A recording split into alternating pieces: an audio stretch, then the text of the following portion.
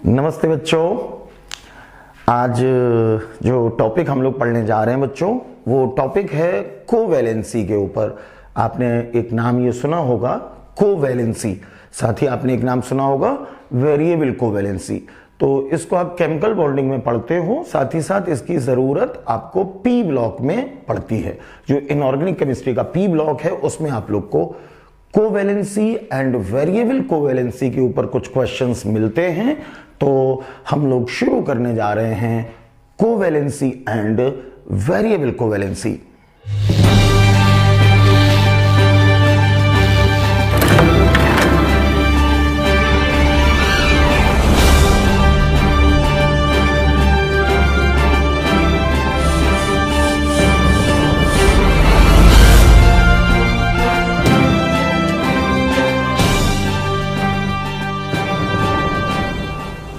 तो बच्चों कोवैलेंसी होती क्या है? कोवैलेंसी कुछ नहीं है, बहुत सिंपल तरीके से समझिए कि पी ब्लॉक में एक तो आपको ये क्वेश्चंस मिलेंगे, ठीक है। अब आपको करना क्या है, केवल इतना करना है कि जो भी एलिमेंट दिया गया है जिसकी कोवैलेंसी आपको पता करनी है, आप उसका इलेक्ट्रॉनिक कॉन्फ़िगरेशन लिखना 1s2 2s2 2p6 3s2 इस तरह से जो लिखा जाता है, ठीक है। इलेक्ट्रॉनिक कॉन्फ़िगरेशन लिखने के बाद आपको उस एलिमेंट में अनपेयर्ड इलेक्ट्रॉन पता करने होंगे। क्या बोला मैंने? Unpaired electron. अनपेयर्ड इलेक्ट्रॉन का मतलब जिनका पेयर ना बना हो, यानी कि जो सिंगल इलेक्ट्रॉन हो, तो वो आपको पता करना होगा।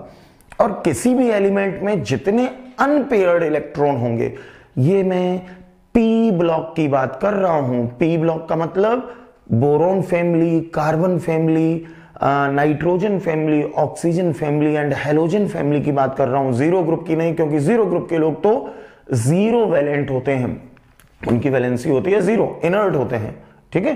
तो पी ब्लॉक के जो एलिमेंट्स हैं, आप उनमें अनपेयर्ड इलेक्ट्रॉन पता करना। अनपेयर्ड इलेक्ट्रॉन का नंबर जितना हो उसी को हम कोवैलेंसी बोलेंगे। तो बच्चों जो टॉपिक हम लोग ने शुरू किया है दैट इज कोवैलेंसी। कोवैलेंसी, अब ये कोवैलेंसी होती क्या है? अभी अभी मैंने बोला number of unpaired electron, number of unpaired electron, ठीक है। तो इसको मैं लिखे दे रहा हूं number of unpaired electron, number of unpaired electron. तो बच्चों इसको हम लोग बोलेंगे कोवैलेंसी। अभी अनपेयर्ड इलेक्ट्रॉन आप पता कैसे करोगे? देखो आसान सा तरीका है। सपोज करो कि आपको अनपेयर्ड इलेक्ट्रॉन का नंबर पता करना है ऑक्सीजन में, कि ऑक्सीजन में कितने अनपेयर्ड इलेक्ट्रॉन होते हैं। तो ऑक्सीजन का एटॉमिक नंबर होता है 8। अब जो 8 एटॉमिक नंबर है उससे इसका इलेक्ट्रॉनिक कॉन्फ़िगरेशन लिख लो। इलेक्ट्रॉनिक कॉन्फ़िगरेशन आया 1s2 2s2 2p4। जब हमने इलेक्ट्रॉनिक कॉन्फ़िगरेशन लिख लिया, तो इलेक्ट्रॉनिक कॉन्फ़िगरेशन लिखने के बाद आपको क्या करना है, ये जो एसपीडीएफ लिखे होते हैं इनके पहले जो नंबर हैं, जैसे ये नंबर है 1 2 2, इनमें आप देखना सबसे बड़ा नंबर कौन सा है। तो सबसे बड़ा नंबर, जैसे अगर आप इसमें देखो तो सबसे बड़ा नंबर है 2। तो आपको क्या करना है, 2 वाले जो हैं वो लिखने हैं। अब 2 वाले कौन कौन है इसमें? 2 वाला 2s है एंड 2p है। तो मैंने लिख दिया 2s और फिर मैंने लिख दिया 2p। फिर आपको क्या करना है, आपको इनके ऑर्बिटल्स बनाने हैं। बच्चों s में कितने ऑर्बिटल होते हैं? s में 1 ऑर्बिटल होता है। p में कितने ऑर्बिटल होते हैं? p में 3 ऑर्बिटल होते हैं। जिन बच्चों को ये बात नहीं पता है वो जल्दी से नोट कर लो कि जो s होता है इसमें केवल 1 ऑर्बिटल होता है, p में 3 ऑर्बिटल होते हैं, d में 5 ऑर्बिटल होते हैं 1 2 3 4 5 एंड f में 7 ऑर्बिटल होते हैं 1 2 3 4 5 6 7 1 2 3 4 5 6 7, ठीक है। s में ऑर्बिटल कितना? 1, p में 3, d में 5 एंड f में 7 ऑर्बिटल होते हैं। तो हमने s में 1 ऑर्बिटल बना लिया और p में 3 ऑर्बिटल बना लिए। एक बात ध्यान रखना, इस बात से कोई फर्क नहीं पड़ता कि 2s है या 3s है या 4s है या 5s है। s कोई भी हो, चाहे 2s हो, 1s हो, 3s, 4s, 5s, कोई भी s हो, s में 1 ऑर्बिटल होगा। ऐसे ही p चाहे जो हो, 2p हो, 3p, 4p, 5p, कोई भी p हो, p में कितने होंगे? 3 ऑर्बिटल होंगे। बना लिए। अब आपको क्या करना है, ये जो s में एंड p में इलेक्ट्रॉन है, इन इलेक्ट्रॉन्स की फिलिंग करनी है। जरा देखिए s में कितने इलेक्ट्रॉन हैं? 2, तो मैंने 2 इलेक्ट्रॉन भर दिए, 1 और 1 2। फिर p में देखो कितने इलेक्ट्रॉन हैं? 4, तो 4 इलेक्ट्रॉन भरने हैं। अब इलेक्ट्रॉन भरने में हुंड रूल फॉलो करना होता है। कौन सा rule? Hund rule. Hund rule क्या होता है बच्चों? हुंड रूल होता है कि आपको पहले एक एक इलेक्ट्रॉन सबको देना है, और जब सबके पास एक एक इलेक्ट्रॉन हो जाएगा उसके बाद आप पेयरिंग कर सकते हो। तो 4 इलेक्ट्रॉन हैं देखिए p में। अब आपको ये 4 इलेक्ट्रॉन भरने हैं, तो कैसे भरेंगे? 1 2 3, पहले एक एक सबको दे दिया और उसके बाद अब यहां पे किया 4। इस तरह से लिखने के बाद जरा चेक करो कि 2s और 2p में मिला के टोटल अनपेयर्ड इलेक्ट्रॉन का नंबर कितना आ रहा है। जरा देखते हैं अनपेयर्ड इलेक्ट्रॉन का नंबर। ये पेयर है, ये पेयर है। यहां पे ध्यान से देखो तो बच्चों, ये एक इलेक्ट्रॉन ऐसा है जो सिंगल है, एक ये इलेक्ट्रॉन है जो सिंगल है, जिसका कोई पेयर नहीं बना है। पेयर नहीं बना, इसका मतलब ये अनपेयर्ड इलेक्ट्रॉन है। तो यहां पर अनपेयर्ड इलेक्ट्रॉन का नंबर आया 2, ये और ये, तो अनपेयर्ड इलेक्ट्रॉन का नंबर 2 आया। इट मींस यहां पर जो कोवेलेंसी है 2। तो अगर आपसे पूछा जाता ऑक्सीजन की कोवेलेंसी कितनी होती है, तो आपका आंसर होता ऑक्सीजन की कोवेलेंसी होती है 2। क्लियर हो गया सबको? एक नेक्स्ट एग्जांपल से और समझ लेते हैं। देखिए नेक्स्ट एग्जांपल, सपोज करिए कि हमें कोवेलेंसी पता करनी है नाइट्रोजन की।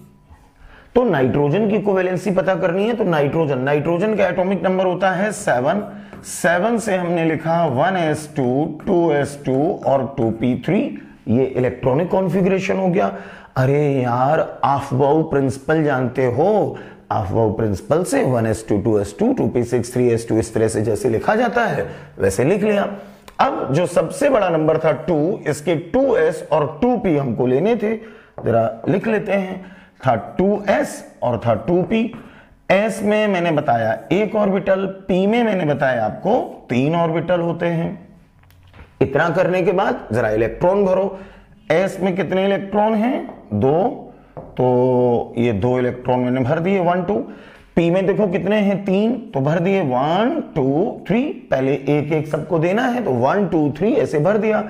अब बच्चों चेक करो, इसमें अनपेयर्ड इलेक्ट्रॉन कितने आ रहे हैं? ये तो पेयर्ड है, ये है सिंगल, ये है सिंगल, ये है सिंगल। इसमें 3 आए अनपेयर्ड इलेक्ट्रॉन, तो अनपेयर्ड इलेक्ट्रॉन का नंबर आया 3। तो यहां से हमें पता चल गया कि इसकी जो कोवेलेंसी है वो होती है 3। तो नाइट्रोजन की कोवेलेंसी 3। हालांकि नाइट्रोजन के केस में अगर क्वेश्चन पूछा जाए कि नाइट्रोजन की मैक्सिमम कोवेलेंसी कितनी होती है, तो नाइट्रोजन की नॉर्मली कोवेलेंसी तो 3 है, बट अगर पूछा जाए मैक्सिमम कोवेलेंसी, तो मैक्सिमम कोवेलेंसी नाइट्रोजन की होती है 4। ये कैसे होती है अभी थोड़ी देर में मैं आपको समझाऊंगा। तो नाइट्रोजन की कोवेलेंसी 3, लेकिन अगर क्वेश्चन में लिखा हो maximum covalency of nitrogen is, तो आंसर होगा 4। ठीक है। अब हमने एक एग्जांपल नाइट्रोजन का देख लिया, एक ऑक्सीजन का देख लिया। जरा एक एग्जांपल और देखते हैं। मान लीजिए आपको पता करना है कि फ्लोरीन की कोवेलेंसी कितनी होती है। तो फ्लोरीन मैंने लिख लिया। बच्चों फ्लोरीन का एटॉमिक नंबर होता है 9, तो फ्लोरीन का एटॉमिक नंबर 9 लिख लिया। 9 से जरा इसका इलेक्ट्रॉनिक कॉन्फ़िगरेशन देखते हैं। ये आया 1s2 2s2 2p5। ये इलेक्ट्रॉनिक कॉन्फ़िगरेशन हो गया 1s2 2s2 2p5। अब जो लास्ट में आ रहे हैं, ये आ रहे हैं 2s एंड 2p। तो जरा 2 2s एंड 2p को लिख लेते हैं और फिर चेक करते हैं कि अनपेयर्ड इलेक्ट्रॉन कितने आ रहे हैं। मैंने लिखा 2s और फिर लिखा 2p। s में एक ऑर्बिटल, p में 3 ऑर्बिटल। ठीक, जरा इलेक्ट्रॉन्स की फिलिंग कर लो। तो s में 2 इलेक्ट्रॉन थे, 2 मैंने भर दिए। p में 5 इलेक्ट्रॉन हैं, तो कैसे भरेंगे? 1 2 3 4 और 5। ठीक, इतना करने के बाद अब बच्चों जरा देखो कि कितने अनपेयर्ड इलेक्ट्रॉन आ रहे हैं। अनपेयर्ड का मतलब जो सिंगल है, अकेला लिखा हो। जरा चेक करते हैं अनपेयर्ड इलेक्ट्रॉन। यहां पे देखिए पेयर है, यहां पे पेयर, यहां पे पेयर, और ये देखो अनपेयर्ड इलेक्ट्रॉन आ गया यहां पर। तो अनपेयर्ड इलेक्ट्रॉन 1 आया, इसका मतलब जो फ्लोरीन है इसकी जो कोवेलेंसी आएगी बच्चों वो आएगी 1। मुझे लगता है यहां तक की बातें आपको समझ में आ गई हैं कि कोवेलेंसी कैसे निकालते हैं। ठीक, अब बच्चों एक टर्म यूज होगा और वो टर्म है variable covalency. Variable covalency, variable covalency का मतलब होता है कि कुछ एलिमेंट्स ऐसे होते हैं जो एक से ज्यादा टाइप की कोवेलेंसी शो करते हैं। एक से ज्यादा टाइप की, जैसे फास्फोरस। फास्फोरस की कोवेलेंसी 3 भी होती है, 5 भी होती है। जैसे क्लोरीन, क्लोरीन की कोवेलेंसी 1 भी है, 3 भी है, 5 भी है एंड 7 भी है। तो ये वेरिएबल कोवेलेंसी पता कैसे करी जाती है ये हमें सीखना है। तो बच्चों जो वेरिएबल कोवेलेंसी है उसको पता करने के लिए सबसे पहले तो आपको एक टर्म पता होना चाहिए, एक नाम पता होना चाहिए। वो नाम है vacant D orbital. Vacant D orbital. Vacant D orbital का मतलब है खाली डी ऑर्बिटल। ठीक, ये आपको पता कैसे चलेंगे खाली डी ऑर्बिटल? तो उसके लिए आप लोग को थोड़ा सा पी ब्लॉक ध्यान रखना पड़ेगा। देखो जो पी ब्लॉक होता है, पी ब्लॉक में बच्चों एक होता है थर्ड ए ग्रुप, जिसको कि बोरॉन फैमिली बोलते हैं या इसी को ग्रुप 13 बोलते हैं। एक होता है फोर्थ ए ग्रुप, एक होता है फिफ्थ ए ग्रुप, एक होता है 6 ए ग्रुप, एक होता है 7th ए ग्रुप और एक होता है 0 ग्रुप। 0 ग्रुप आपको लिखने की जरूरत नहीं है। ठीक, अब इनमें जो एलिमेंट्स होते हैं जरा वो मैं लिख देता हूं। थर्ड ए ग्रुप में आते हैं boron, aluminium, gallium, indium, thallium. Fourth A group में आते हैं carbon, silicon, germanium, tin and lead. Fifth A group में आते हैं nitrogen, phosphorus, arsenic, antimony, bismuth. 6 A group में आते हैं oxygen, sulphur, selenium, tellurium and polonium. And 7th A group में आते हैं fluorine, chlorine, bromine, iodine, astatine. ठीक, आपको बस इतना ध्यान रखना है, एक छोटी सी बात, कि जो पहली लाइन है जिसमें boron, carbon, nitrogen, oxygen, fluorine है, इनके पास वेकेंट डी ऑर्बिटल नहीं होते। बाकी सब जितने भी हैं नीचे वाले, यानी कि ये लोग जिनको मैंने ये हाईलाइट कर दिया, इन सबके पास वेकेंट डी ऑर्बिटल होता है। ठीक, बोरॉन के पास नहीं होता, कार्बन के पास नहीं होता, नाइट्रोजन के पास नहीं होता, ऑक्सीजन के पास नहीं होता, फ्लोरीन के पास नहीं होता, लेकिन बाकी नीचे जितने भी हैं इनके पास वेकेंट डी ऑर्बिटल होते हैं। तो जब वेकेंट डी ऑर्बिटल होते हैं तो इससे वेरिएबल कोवेलेंसी कैसे पता चलती है वो हम लोग जल्दी से सीखेंगे। देखिए बच्चों, अभी हम लोग नाइट्रोजन की कोवेलेंसी, ऑक्सीजन की कोवेलेंसी, फ्लोरीन की कोवेलेंसी कैलकुलेट कर चुके हैं। अब जरा फास्फोरस, सल्फर, क्लोरीन, इन 3 की कोवेलेंसी एक बार कैलकुलेट करने की कोशिश करते हैं कि कितनी कितनी आती है।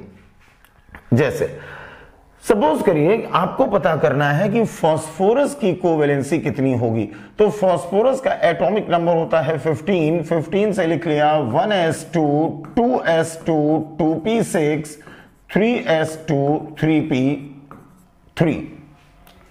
ये फास्फोरस का हो गया इलेक्ट्रॉनिक कॉन्फ़िगरेशन। लास्ट में आया 3s2 3p3। आपको सबसे पहले ये देखना है कि फास्फोरस के पास वेकेंट d ऑर्बिटल होते हैं या नहीं। जरा देखते हैं भाई।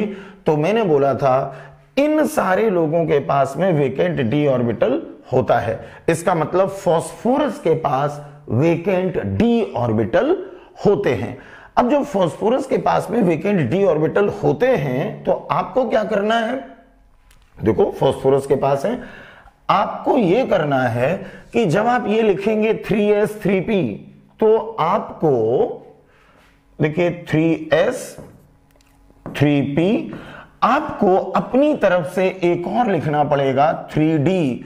फास्फोरस के पास में वेकेंट d ऑर्बिटल है, इस वजह से 3s 3p के साथ साथ आपको 3d भी लिखना पड़ेगा। जरा ऑर्बिटल्स बना लेते हैं। s में ऑर्बिटल होता है 1, p में ऑर्बिटल होते हैं 3, d में ऑर्बिटल होते हैं 5। 1 2 3 4 5। s में जरा देखिए कितने इलेक्ट्रॉन थे? 2, भर दिए 1 2। p में कितने थे? 3, तो 1 2 3। और d तो पूरा का पूरा खाली है, तभी तो इसको वेकेंट d ऑर्बिटल बोला। खाली d ऑर्बिटल, वेकेंट, खाली। ठीक। अनपेयर्ड इलेक्ट्रॉन का नंबर देखिए कितना आ रहा है। तो बच्चों अनपेयर्ड इलेक्ट्रॉन आ रहे हैं इसमें 3। अनपेयर्ड इलेक्ट्रॉन का नंबर आया 3। तो इस वजह से यहां पर जो कोवैलेंसी आएगी वो आएगी 3। तो फास्फोरस की कोवैलेंसी 3 पता चल गई। लेकिन अब यहां पर आपको एक बात और ध्यान रखनी है कि जिन लोगों में वेकेंट d ऑर्बिटल होता है उनमें आपको क्या करना है? एक एक करके, 1 बाई 1, एक एक करके जो पेयर्ड इलेक्ट्रॉन हैं उनको जंप करा के उनको शिफ्ट कराना है d में, और शिफ्टिंग के बाद चेक करना है कि अब कितने अनपेयर्ड इलेक्ट्रॉन हो गए हैं। तो ये जो बच्चों कंडीशन है फास्फोरस की, इसको तो बोलेंगे कि ये कंडीशन है ग्राउंड स्टेट। ठीक। अब ग्राउंड स्टेट के बाद इसकी एक बनेगी एक्साइटेड स्टेट। एक्साइटेड स्टेट में क्या होगा? एक्साइटेड स्टेट में जो पेयर्ड इलेक्ट्रॉन है उसकी जंपिंग आपको करानी है d के अंदर। तो ये तो सिंगल है, ये सिंगल है, ये सिंगल है, ये पेयर है। तो जो पेयर्ड इलेक्ट्रॉन है उसकी जंपिंग हमने करा दी d में। और ऐसा कराने के बाद जरा चेक करते हैं क्या बना। तो देखो बच्चों 3s, s में पहले 2 इलेक्ट्रॉन थे लेकिन एक इलेक्ट्रॉन चला गया। जब एक इलेक्ट्रॉन चला गया तो 3s में केवल एक इलेक्ट्रॉन बचा। फिर आते हैं 3p में, तो 3p ये हो गया 3p। 3p में एक एक इलेक्ट्रॉन जैसा था अभी भी वैसा ही है, तो ये बना दिया ऐसे। और इसके बाद बच्चों अगला आया 3d। 1 2 3 4 5, ये 3d। देखिए पहले तो 3d खाली था, लेकिन ये s वाला एक इलेक्ट्रॉन यहां पे आ गया है, तो s वाला जो एक इलेक्ट्रॉन आया है उसको ऐसे बना दिया। ये जो कंडीशन बनी है इसको हम बोलेंगे बच्चों फर्स्ट एक्साइटेड स्टेट। ये है ग्राउंड स्टेट और ये है फर्स्ट एक्साइटेड स्टेट। ठीक। जरा चेक करो अनपेयर्ड इलेक्ट्रॉन अब कितने हो गए। अब अनपेयर्ड इलेक्ट्रॉन देखो ये सब के सब हैं 1 2 3 4 5। 5 अनपेयर्ड इलेक्ट्रॉन हो गए हैं, और 5 अनपेयर्ड इलेक्ट्रॉन का मतलब कोवैलेंसी हो गई 5। तो यहां पर अनपेयर्ड इलेक्ट्रॉन 5 आ रहे हैं, इस वजह से कोवैलेंसी आएगी 5। तो हमें एक बात पता चल गई कि जो फास्फोरस है, फास्फोरस की कोवैलेंसी 3 भी होती है एंड फास्फोरस की कोवैलेंसी 5 भी होती है। 3 भी है 5 भी है, यानी कि ये वेरिएबल है। वेरिएबल का मतलब ये बदल रही है। ठीक है, तो फास्फोरस की कोवेलेंसी 3 भी, फास्फोरस की कोवेलेंसी 5 भी। अब यहीं पे एक क्वेश्चन बन सकता है। क्या बन सकता है क्वेश्चन बच्चों? ये बन सकता है कि जो नाइट्रोजन होता है, क्वेश्चन ये बन सकता है कि जो नाइट्रोजन है ये केवल इस तरह से बनाता है जैसे कि मान लो NCl3। नाइट्रोजन के केस में अगर NCl5 ऐसे आपने लिख दिया, ये गलत हो जाएगा। NCl5 नहीं होता है, जबकि फास्फोरस के केस में PCl3 भी होता है एंड PCl5 भी होता है। ये भी होता है, ये भी होता है। तो क्वेश्चन पूछ सकते हैं कि नाइट्रोजन पेंटाहेलाइड, पेंटाहेलाइड का मतलब जिसमें 5 हैलोजन लगे हों, नाइट्रोजन पेंटाहेलाइड नहीं बनाता है जबकि फास्फोरस पेंटाहेलाइड बनाता है। या ऐसे बोल सकते हैं कि नाइट्रोजन केवल बनाता है NCl3 टाइप जबकि फास्फोरस बनाता है PCl3, PCl5 दोनों तरह से। क्यों?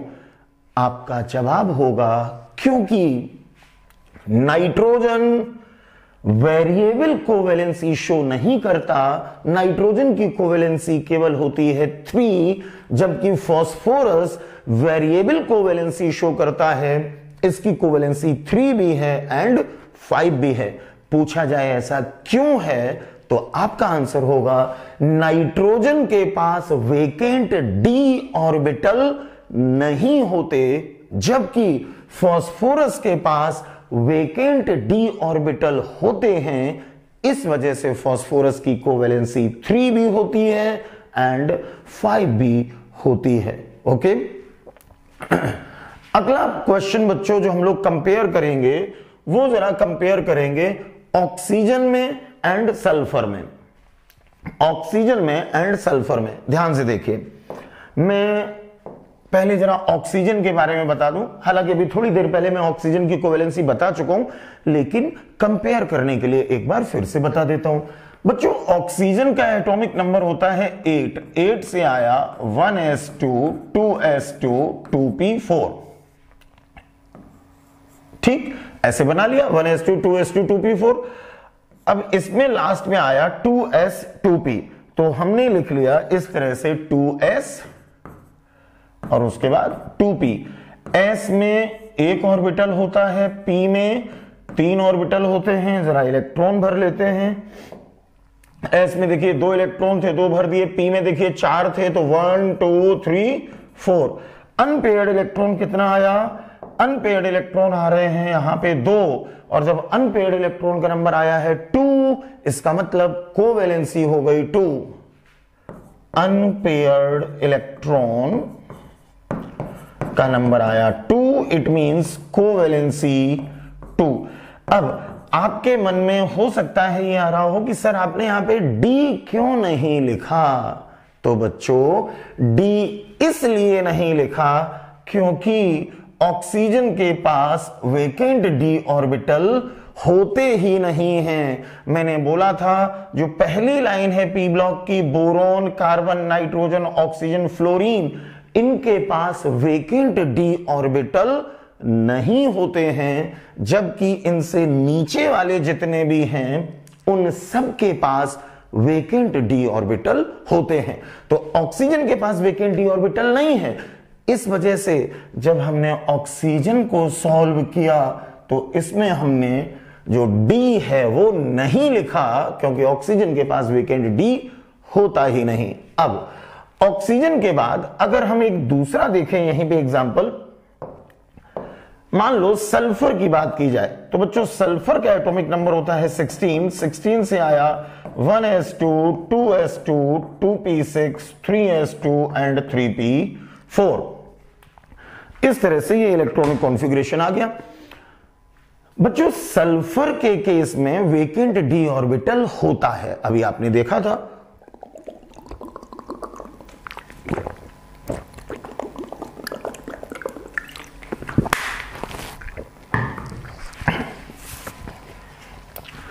सल्फर के केस में वेकेंट D ऑर्बिटल होता है। तो जब सल्फर को आप सॉल्व करोगे तो पहले हमने लिख लिया 3s, इधर से लिख देता हूं 3s के बाद फिर हमने लिख दिया 3p, और 3p के बाद बच्चों इसमें वेकेंट d ऑर्बिटल होता है, इस वजह से सल्फर के केस में आपको 3d भी लिखना पड़ेगा। 1 2 3 4 5, d में 5 ऑर्बिटल होते हैं, 5 बना दिए।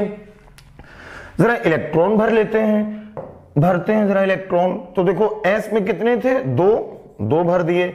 p में देखो कितने थे, 4, तो 1 2 3 और 4। बस d में तो कुछ था ही नहीं, d खाली था, तभी हमने इसको वेकेंट d बोला था।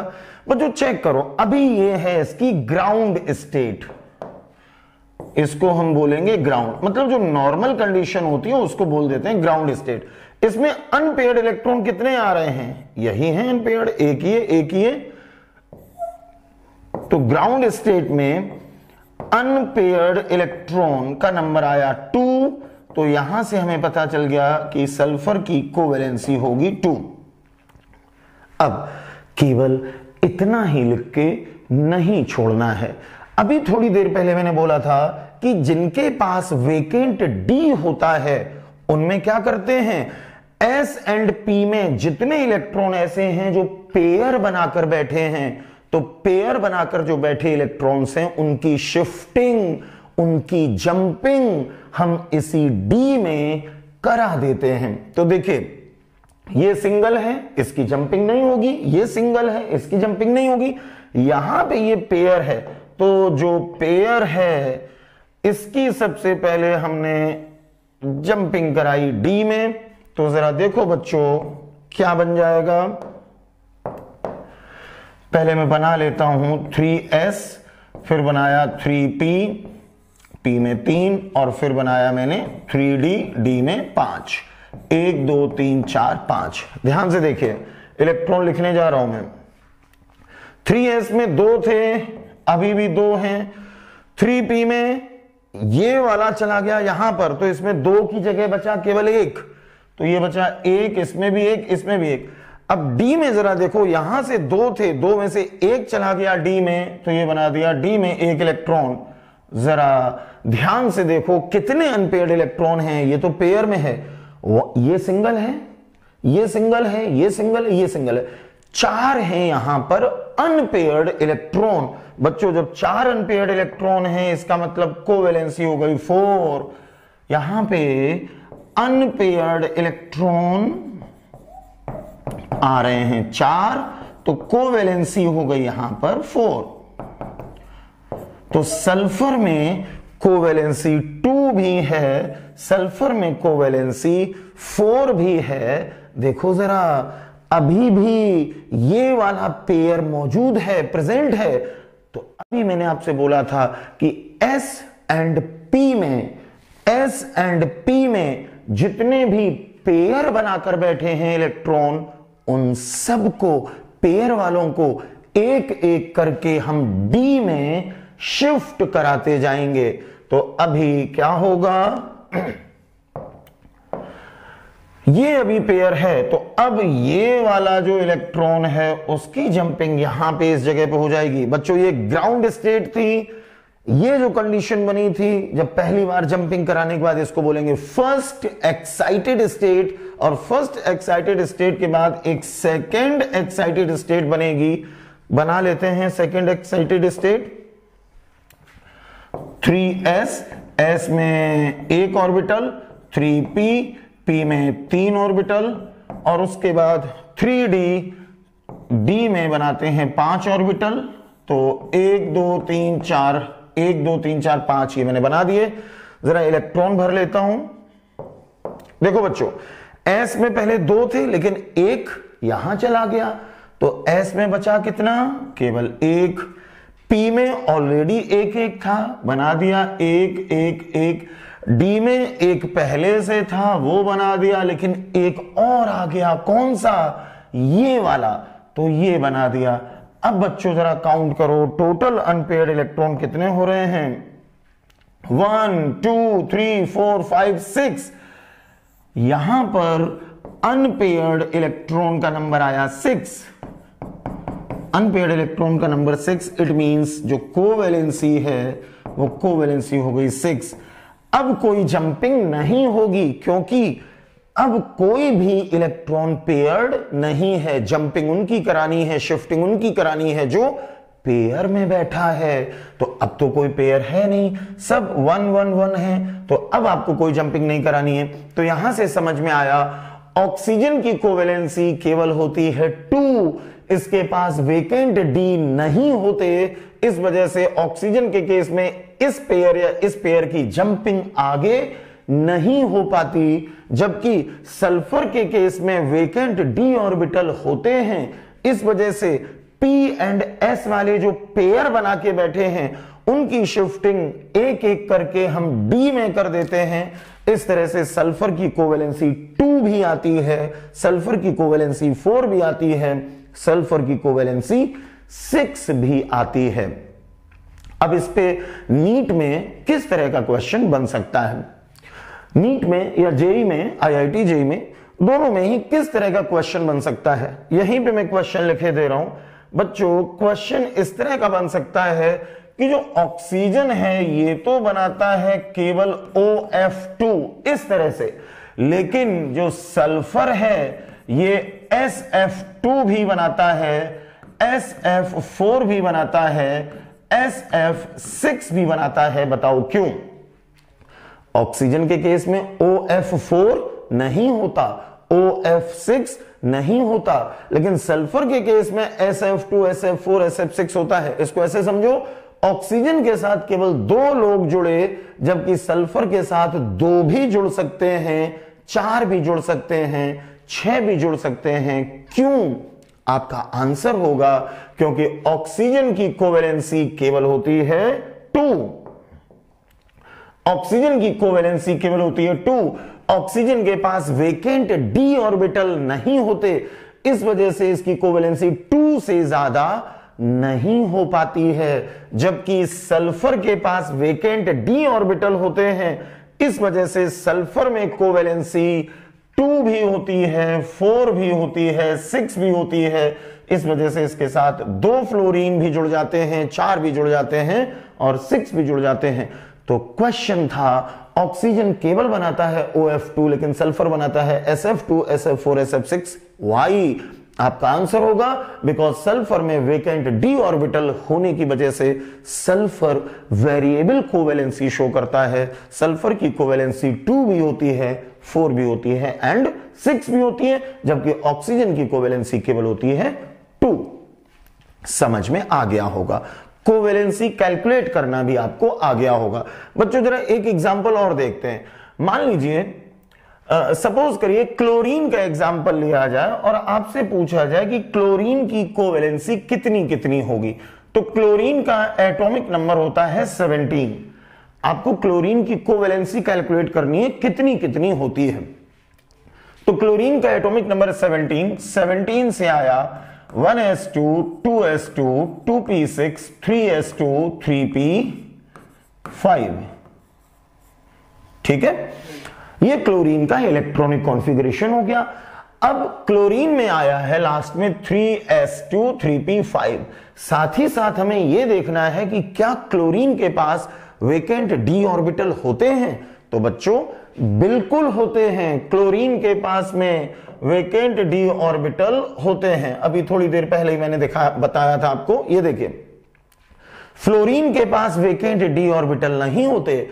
फ्लोरीन में वेरिएबल कोवैलेंसी नहीं होगी, लेकिन क्लोरीन में वेरिएबल कोवैलेंसी होगी। एक से ज्यादा टाइप की कोवैलेंसी होगी क्योंकि क्लोरीन में वेकेंट डी ऑर्बिटल होते हैं। ठीक है, तो क्लोरीन में वेकेंट डी ऑर्बिटल है, तो बच्चों जब आप इलेक्ट्रॉन भरोगे तो 3s 3p के साथ साथ आपको 3d भी लिखना पड़ेगा। जरा लिख लेते हैं। देखिए मैंने लिखा 3s, s में 1 ऑर्बिटल, फिर मैंने लिखा 3p, p में 3 ऑर्बिटल और फिर मैंने लिखा 3d। बच्चों 3d इसलिए लिखा क्योंकि क्लोरीन के पास में वेकेंट डी ऑर्बिटल होता है। तो 3s 3p के साथ 3d भी हमें लिखना पड़ेगा। अब इलेक्ट्रॉन्स की फिलिंग कर लेते हैं भाई। देखो s में कितने इलेक्ट्रॉन हैं? 2, तो 2 इलेक्ट्रॉन भर दिए। p में कितने हैं? 5, भर दिए 5, 1 2 3 4 एंड 5। बस, उसके बाद तो कुछ है नहीं।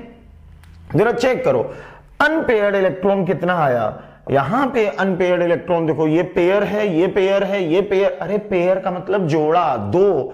जहां पे 2 है मतलब पेयर है, जहां पे 1 है मतलब अनपेयर्ड है। तो ये पेयर है, ये पेयर है, ये पेयर है, ये वाला है अनपेयर्ड। तो अनपेयर्ड इलेक्ट्रॉन का नंबर आ रहा है 1। इसलिए बच्चों कोवैलेंसी हो गई 1। अब केवल आपको इसकी कोवैलेंसी 1 नहीं बतानी है, ध्यान दो, इसके पास में D है, वेकेंट D है। और अभी थोड़ी देर पहले मैंने कॉन्सेप्ट क्या बताया, जब वेकेंट D है यानी कि खाली D है, तो एक एक करके P एंड S में जितने भी इलेक्ट्रॉन पेयर बनाकर बैठे हैं, जोड़ा बनाकर बैठे हैं, उनकी शिफ्टिंग करा दो, D के अंदर करा देते हैं भाई। देखो ये जोड़ा था तो इसकी शिफ्टिंग सबसे पहले यहां पे कराई। जरा चेक करते हैं ऐसा करने से कितने अनपेयर्ड इलेक्ट्रॉन आए। पहले बनाया 3s, फिर बनाया 3p और फिर बनाया मैंने 3d। ध्यान से देखते रहिए, 1 2 3 1 2 3 4 और 5। ठीक है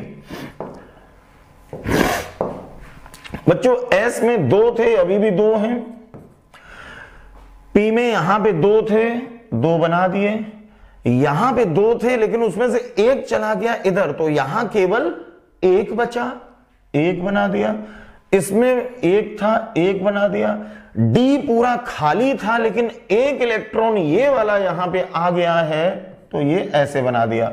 जरा काउंट करो अनपेयर्ड इलेक्ट्रॉन आपको कितने दिखाई दे रहे हैं। देखो ये पेयर, ये पेयर, ये है सिंगल यानी कि अनपेयर्ड, ये है सिंगल यानी कि अनपेयर्ड, ये है सिंगल यानी कि अनपेयर्ड। अनपेयर्ड इलेक्ट्रॉन का नंबर आया 1 2 3।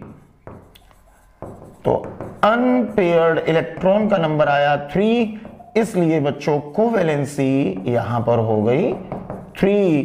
तो क्लोरीन की कोवैलेंसी 1 भी होती है, क्लोरीन की कोवैलेंसी 3 भी होती है। केवल इतना करके ही अभी रुकना नहीं है। देखो जरा, मैंने बोला P एंड S में जितने भी इलेक्ट्रॉन पेयर बनाकर बैठे हैं, एक एक करके सबकी शिफ्टिंग D में कर दो। और ये शिफ्टिंग तब तक करते रहो जब तक कि सारे के सारे इलेक्ट्रॉन अनपेयर्ड हो जाएं। जब सारे अनपेयर्ड हो जाएंगे तब हम शिफ्टिंग करना बंद कर देंगे। तो अभी देखिए ये पेयर बना के बैठा हुआ है, तो पेयर बना के बैठा, तो अब इसकी शिफ्टिंग करा देंगे यहां पर। ठीक, इसको मैं बना लेता हूं इधर नीचे। अब जरा देखते हैं अनपेयर्ड इलेक्ट्रॉन कितने हो जाएंगे। पहले बना लिया मैंने 3s, s में 1 ऑर्बिटल, फिर बनाया मैंने 3p, p में 3 ऑर्बिटल, और फिर मैंने बनाया 3d, d में हो गए 5 ऑर्बिटल। 1 2 3 4 5 इलेक्ट्रॉन्स की फिलिंग करो बच्चों। s में 2 थे, 2 बना दिए। यहां पे देखो p में 2 थे लेकिन 1 की शिफ्टिंग इधर हो गई, तो कितना बचा? केवल 1 बचा। यहां पर 1 था, अभी भी 1, यहां पे 1 था, अभी भी 1। इसमें पहले से 1 इलेक्ट्रॉन था, वो बना दिया। अब जरा ध्यान से देखो, D में यहां तो पहले से 1 इलेक्ट्रॉन था लेकिन ये वाली जो जगह खाली थी उसमें एक ये वाला इलेक्ट्रॉन आ गया है, तो हमने उस इलेक्ट्रॉन को बना दिया। जो ये वाला इलेक्ट्रॉन गया है उसको बनाया है। बच्चों जरा अब काउंट करो कितने इलेक्ट्रॉन अनपेयर्ड हैं। तो देखिए ये पेयर है, ये है अनपेयर्ड यानी कि सिंगल, ये है अनपेयर्ड, ये है, ये है, ये है। टोटल गिनो कितने अनपेयर्ड हैं? 1 2 3 4 5। तो 5 अनपेयर्ड इलेक्ट्रॉन हो गए, इसका मतलब कोवैलेंसी हो गई 5। अनपेयर्ड इलेक्ट्रॉन हो गए 5, इट मींस कोवैलेंसी 5।